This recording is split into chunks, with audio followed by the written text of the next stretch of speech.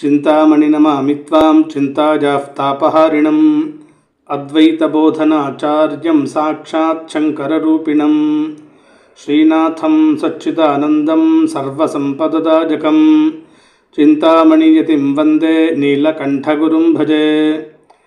ನೃಸಿಂಹೋಪಾಸಕಂ ಧೀರಂ ಆತ್ಮವಿದ್ಯಾವಿಶಾರದಂ ಚಿಂತಾಮಣಿಯತಿಂ ವಂದೇ ಸುಬ್ರಹ್ಮಣ್ಯಗುರುಂ ಭಜೆ. ಸ್ವಾನಂದಾಮೃತ ಸುಪ್ರೀತಂ ಶಂಕರಾಚಾರ್ಯಸೇವಕಂ ಚಿಂತಾಮಣಿಯತಿಂ ವಂದೇ ಶಿವಾನಂದಗುರುಂ ಭಜೆ. ಶ್ರೀ ಶಿವಾನಂದಗುರುಂ ಭಜೆ. ಶ್ರೀ ಸದ್ಗುರು ಚರಣಾರವಿಂದಾಭ್ಯಾಂ ನಮಃ. ಇವತ್ತಿನ ಕಥೆಯನ್ನು ಕೇಳೋದಕ್ಕೂ ಮುಂಚೆ ಹಿಂದಿನ ಕಥೆಯಲ್ಲಿ ಏನನ್ನು ನಾವು ಕೇಳಿದ್ದೀವಿ ಅಂಥೇಳಿ ಒಂದು ಸಾರಿ ಸ್ಮರಣೆ ಮಾಡೋಣ. ಹಿಂದಿನ ಕಥೆಯಲ್ಲಿ ತೀರ್ಥಯಾತ್ರೆ ಮುಗಿಸಿಕೊಂಡು ಹಸ್ತಿನಾಪುರಕ್ಕೆ ವಿದುರ ಬಂದ. ಪಾಂಡವರು ಆತನನ್ನು ಸ್ವಾಗತಿಸಿದರು. ಯುಧಿಷ್ಠಿರ, ಚಿಕ್ಕಪ್ಪ, ತೀರ್ಥಯಾತ್ರೆ ಸಮಯದಲ್ಲಿ ನೀವು ಭೂಮಿಯಲ್ಲಿ ಸಂಚರಿಸುತ್ತಾ ಹೇಗೆ ಜೀವನವನ್ನು ನಿರ್ವಹಿಸಿದಿರಿ ಅಂತ ಕೆಲವು ಪ್ರಶ್ನೆಗಳನ್ನು ಕೇಳಿದ. ಅದಕ್ಕೆ ವಿದುರ ಉತ್ತರಗಳನ್ನು ಕೊಟ್ಟ.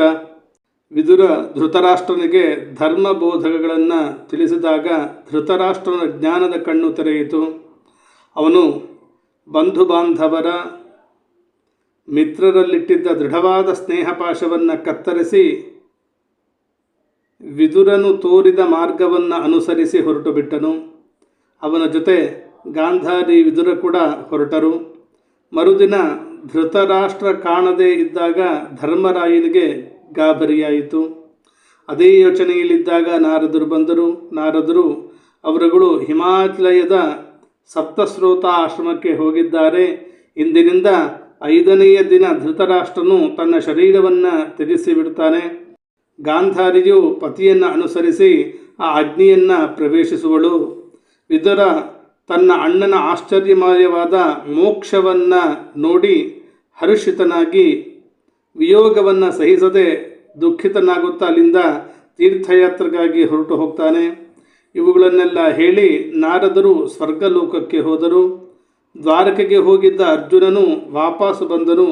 ಯುಧಿಷ್ಠಿರನಿಗೆ ಅಳುತ್ತಾ ಶ್ರೀಕೃಷ್ಣನು ನಮ್ಮನ್ನು ಬಿಟ್ಟು ಹೋಗಿದ್ದಾನೆ ಅಂತ ಹೇಳಿದ.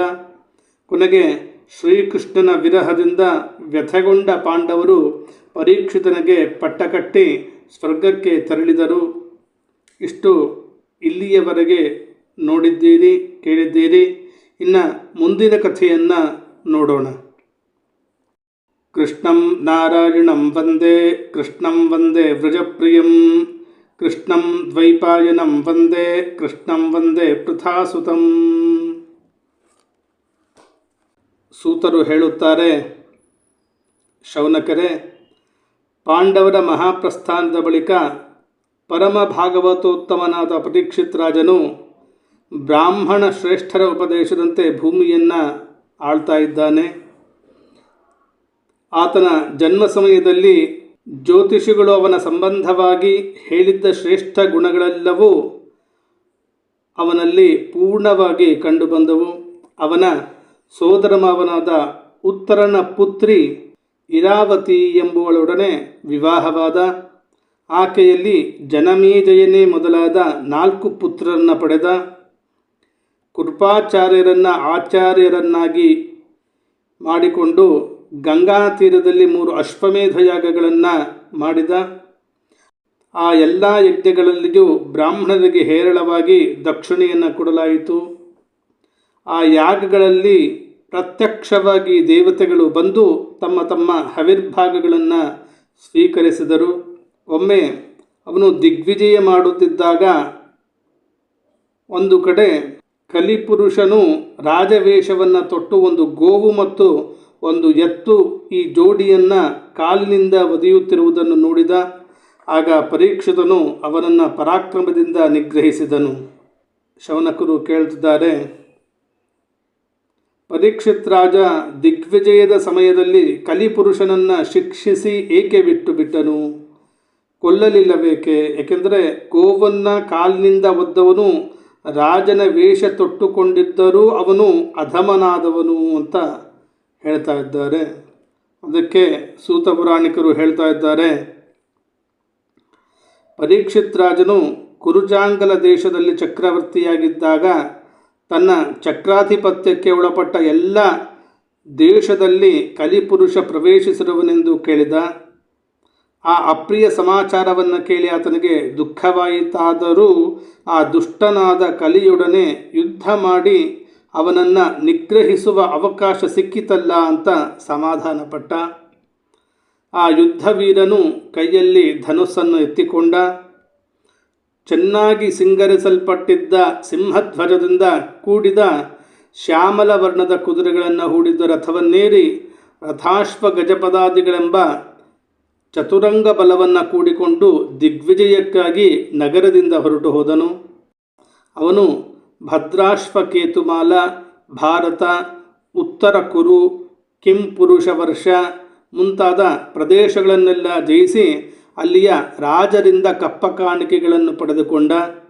ಆ ದೇಶಗಳಲ್ಲಿ ಸಂಚರಿಸುತ್ತಿದ್ದಾಗ ಎಲ್ಲಿ ನೋಡಿದರೂ ಅವನಿಗೆ ತನ್ನ ವಂಶದ ಪೂರ್ವಜರಾದ ಮಹಾಪುರುಷರ ಕೀರ್ತಿಯು ಕಿವಿಗೆ ಬೀಳುತ್ತಿತ್ತು. ಅಲ್ಲದೆ ಆ ಕೀರ್ತಿಗಾನದಿಂದ ಪದೇ ಪದೇ ಭಗವಂತನಾದ ಶ್ರೀಕೃಷ್ಣನ ಮಹಿಮೆಯು ಪ್ರಕಟವಾಗುತ್ತಿತ್ತು. ಇದರೊಂದಿಗೆ ಅಶ್ವತ್ಥಾಮನು ಪ್ರಯೋಗಿಸಿದ ಬ್ರಹ್ಮಾಸ್ತ್ರ ತೇಜಸ್ಸಿನಿಂದ ಭಗವಂತನಾದ ಶ್ರೀಕೃಷ್ಣ ತನ್ನನ್ನು ಕಾಪಾಡಿದ ವೃತ್ತಾಂತ, ಪಾಂಡವರಿಗೆ ಭಗವಂತನಾದ ಶ್ರೀಕೃಷ್ಣನಲ್ಲಿದ್ದ ಭಕ್ತಿ ಮತ್ತು ಯಾದವರಿಗೆ ಪಾಂಡವರಿಗೂ ಇದ್ದ ಸ್ನೇಹ ಬಂಧ ಇವುಗಳ ಸಮಾಚಾರವು ಕಿವಿಗೆ ಬೀಳುತ್ತಿತ್ತು. ಅಂತಹ ಚರಿತ್ರೆಯನ್ನು ತನಗೆ ಹೇಳುತ್ತಿದ್ದ ಜನರ ವಿಷಯದಲ್ಲಿ ಅವನಿಗೆ ತುಂಬ ಪ್ರಸನ್ನತೆ ಉಂಟಾಗುತ್ತಿತ್ತು. ಪರಮೋದಾರಿಯಾದ ಅವನು ಅವರಿಗೆ ಬಹು ಅಮೂಲ್ಯವಾದ ವಸ್ತ್ರ ರತ್ನಹಾರಗಳನ್ನು ಬಹುಮಾನವಾಗಿ ನೀಡುತ್ತಿದ್ದ. ಭಗವಂತನಾದ ಶ್ರೀಕೃಷ್ಣನು ಪ್ರೇಮ ಪರವಶನಾಗಿ ಪಾಂಡವರಿಗೆ ಸಾರಥ್ಯವನ್ನು ಮಾಡಿದ. ಅವರ ಸಭಾಸದನಾದ, ಇಷ್ಟಾನುಸಾರವಾಗಿ ಅವರ ಇತರ ಸೇವೆಗಳನ್ನು ಮಾಡಿದ. ಸ್ನೇಹಿತನಾಗಿದ್ದಲ್ಲದೆ ದೂತನ ಕೆಲಸವನ್ನು ಮಾಡ್ತಾ ಇದ್ದ. ವೀರಾಸನದಲ್ಲಿ ಕುಳಿತುಕೊಂಡು ಖಡ್ಗಧಾರಿಯಾಗಿ ಕಾವಲು ಕಾಯುತ್ತಿದ್ದ. ಅನುಸರಣೆ ಮಾಡಿ ಹೊಗಳುತ್ತಿದ್ದ, ನಮಸ್ಕರಿಸುತ್ತಿದ್ದ. ಆ ಪ್ರಿಯತಮರಾದ ಪಾಂಡವರಿಗೆ ಇಡೀ ಜಗತ್ತೇ ತಲೆಬಾಗುವಂತೆ ಮಾಡಿದ. ಇವೇ ಮುಂತಾದ ವಿಷಯಗಳನ್ನು ಕೇಳಿ ಆತನಿಗೆ ಭಗವಂತನಾದ ಶ್ರೀಕೃಷ್ಣನ ಚರಣ ಕಮಲಗಳಲ್ಲಿ ಭಕ್ತಿಯೂ ಇನ್ನೂ ಹೆಚ್ಚಾಗಿತ್ತು. ಹೀಗೆ ಅವನು ಪ್ರತಿದಿನವೂ ಪಾಂಡವರ ಆಚರಣೆಗಳನ್ನು ಅನುಸರಿಸುತ್ತಾ ದಿಗ್ವಿಜಯ ಮಾಡುತ್ತಿದ್ದನು. ಆಗಲೇ ಒಂದು ದಿನ ಅವನ ಶಿಬಿರದಿಂದ ಸ್ವಲ್ಪ ದೂರದಲ್ಲಿಯೇ ಒಂದು ಆಶ್ಚರ್ಯವಾದ ಘಟನೆ ನಡೆಯಿತು. ಧರ್ಮವು ಒಂದು ವೃಷಭದ ರೂಪವನ್ನು ಧರಿಸಿ ಒಂಟಿ ಕಾಲಿನಿಂದ ಸಂಚರಿಸುತ್ತಿತ್ತು. ದಾರಿಯಲ್ಲಿ ಅದಕ್ಕೆ ಧೇನುವಿನ ರೂಪವನ್ನು ತಾಳಿದ್ದ ಭೂದೇವಿಯ ಭೇಟಿಯಾಯಿತು. ಆ ಧೇನುವು ಮಗುವನ್ನು ಕಳಕೊಂಡ ತಾಯಿಯಂತೆ ಕಣ್ಣೀರಿಡುತ್ತಾ ಕಳೆಗುಂದಿ ಕಳವಳಗೊಳ್ಳುತ್ತಿರುವುದನ್ನು ಕಂಡು ಧರ್ಮ ವೃಷಭವು ಆಕೆಯನ್ನು ಕೇಳಿತು, ನಿನ್ನ ಮುಖ ಸ್ವಲ್ಪ ಮಲಿನವಾಗಿರುವಂತೆ ಕಾಣುತ್ತಿದ್ದು ನೀನು ಕಳೆಗುಂದಿರುವಿ.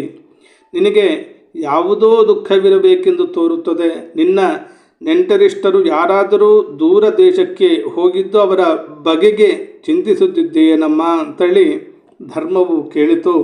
ಆಗ ಪೃಥ್ವಿಯು ಹೇಳಿತು, ಧರ್ಮದೇವನೇ, ನೀನು ನನ್ನಲ್ಲಿ ಕೇಳಿರುವ ಎಲ್ಲ ಪ್ರಶ್ನೆಗಳು ಉತ್ತರಗಳು ನಿನಗೆ ತಿಳಿದೇ ಇದೆ. ಯಾರ ಅವಲಂಬನೆಯಿಂದ ನೀನು ಲೋಕಗಳಿಗೆ ಸುಖವನ್ನುಂಟು ಮಾಡುವ ನಿನ್ನ 4 ಚರಣಗಳಿಂದಲೂ ನಡೆಯುತ್ತಿದ್ದೆಯೋ ಅಂತಹ ಭಗವಂತನ ಅವತಾರವು ಸಮಾಪ್ತಿಯಾಯಿತಲ್ಲ ಎಂದು ಶೋಕ ಪಡುತ್ತಿದ್ದೇನೆ.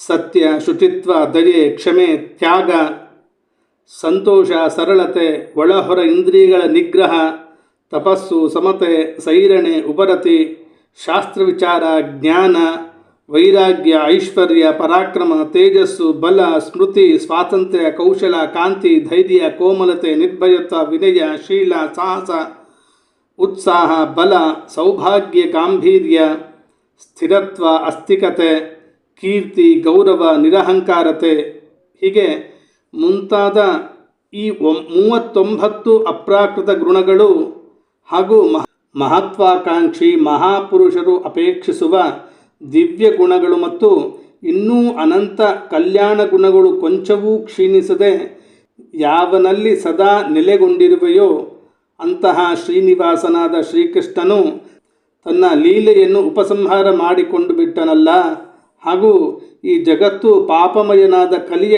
ಕೆಟ್ಟ ದೃಷ್ಟಿಗೆ ಲಕ್ಷ್ಯವಾಗಿ ಬಿಟ್ಟಿತಲ್ಲ ಅಂತ ನಾನು ಶೋಕಾಗ್ರಸ್ತಳಾಗಿದ್ದೇನೆ ಅಂತೇಳಿ ಪೃಥ್ವಿಯು ಹೇಳಿತು. ಹೀಗೆ ಕೆಲವೊಂದು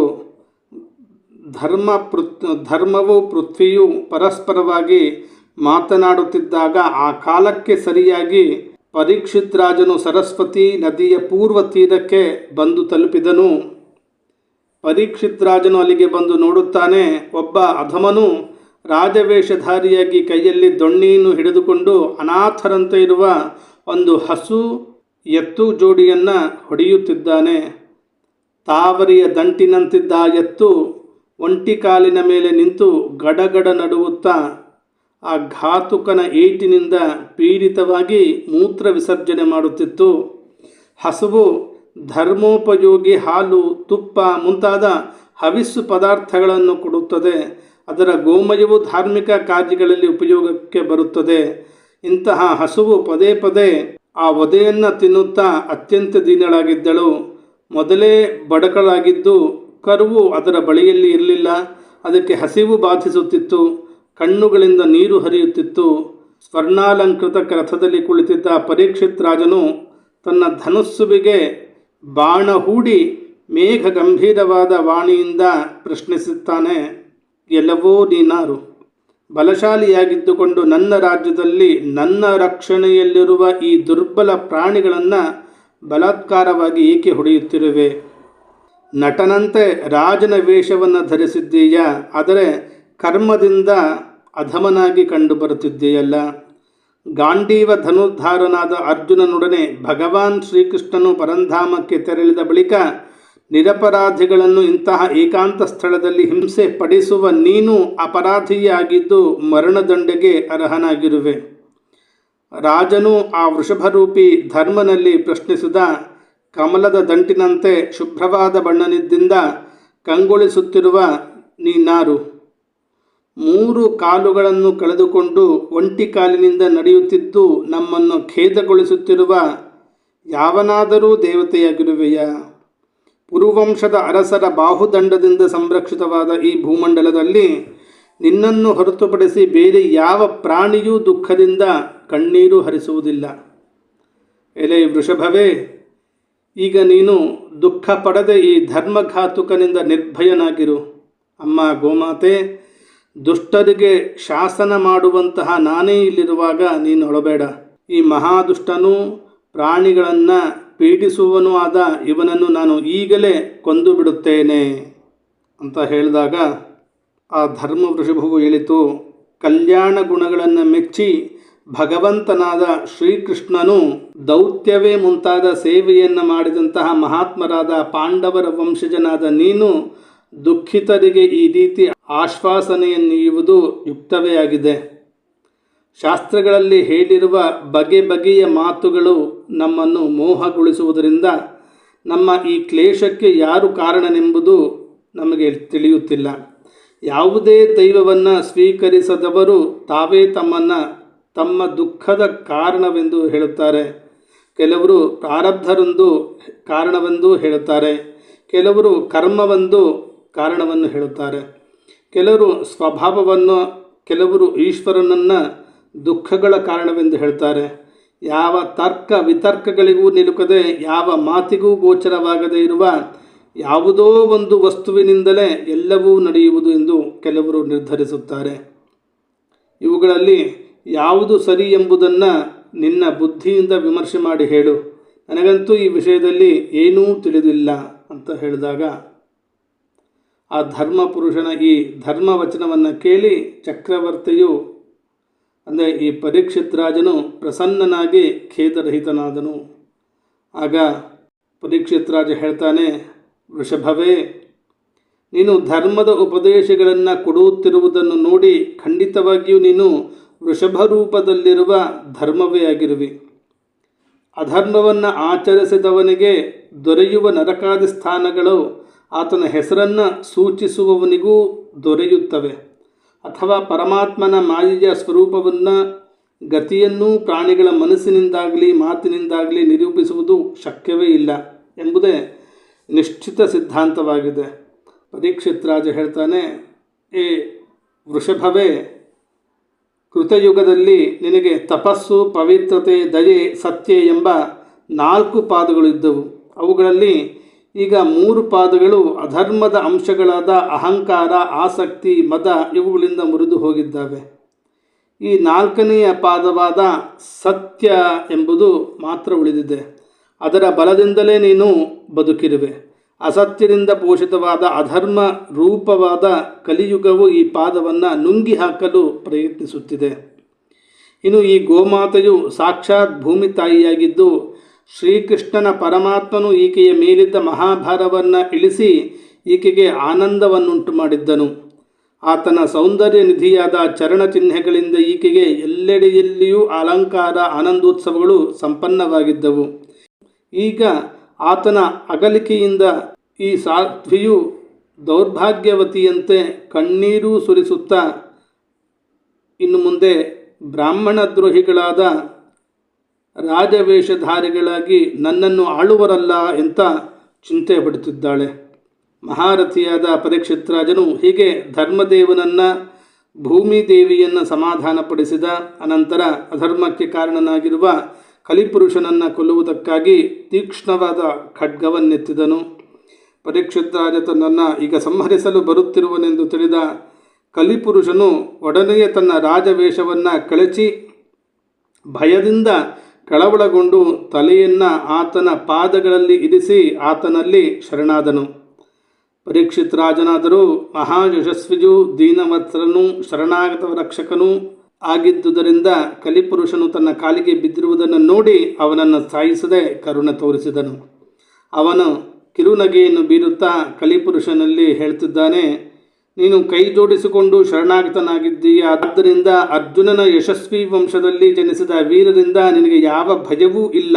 ಆದರೆ ಅಧರ್ಮಕ್ಕೆ ಸಹಾಯನಾಗಿರುವುದರಿಂದ ನನ್ನ ರಾಜ್ಯದಲ್ಲಿ ಖಂಡಿತವಾಗಿಯೂ ಇರಕೂಡದು. ನೀನು ರಾಜರ ಶರೀರಗಳಲ್ಲಿ ಇರುವುದರಿಂದಲೇ ಲೋಭ, ಅಸತ್ಯ, ಕಳ್ಳತನ, ದುಷ್ಟತನ, ಸ್ವಧರ್ಮತ್ಯಾಗ, ದಾರಿದ್ರ್ಯ, ಕಪಟ, ಕಲಹ, ದಂಭ ಮತ್ತು ಇತರ ಪಾಪಗಳೂ ಬೆಳೆಯುತ್ತಿವೆ. ಆದ್ದರಿಂದ ಎಲೈ ಅಧರ್ಮದ ಮಿತ್ರನೇ, ನೀನು ಈ ಬ್ರಹ್ಮಾವರ್ತ ದೇಶದಲ್ಲಿ ಒಂದು ಕ್ಷಣವೂ ಇರಬಾರದು. ಏಕೆಂದರೆ ಇದು ಸತ್ಯ ಧರ್ಮಗಳ ನಿವಾಸ ಸ್ಥಾನವಾಗಿದೆ. ಈ ಕ್ಷೇತ್ರದಲ್ಲಿ ಯಜ್ಞ ವಿಧಿಯನ್ನರಿತ ಮಹಾತ್ಮರು ಯಜ್ಞದ ಮೂಲಕ ಯಜ್ಞಪುರುಷನಾದ ಭಗವಂತನನ್ನು ಆರಾಧಿಸುತ್ತಾರೆ. ಈ ದೇಶದಲ್ಲಿ ಭಗವಂತನಾದ ಶ್ರೀಹರಿಯು ಯಜ್ಞರೂಪದಲ್ಲಿ ವಾಸಿಸುತ್ತಿರುವನು. ಯಜ್ಞಗಳ ಮೂಲಕ ಪೂಜೆಯನ್ನು ಸ್ವೀಕರಿಸಿ ಯಜ್ಞ ಮಾಡುವವರಿಗೆ ಸನ್ಮಂಗಳವನ್ನುಂಟು ಮಾಡುತ್ತಾನೆ.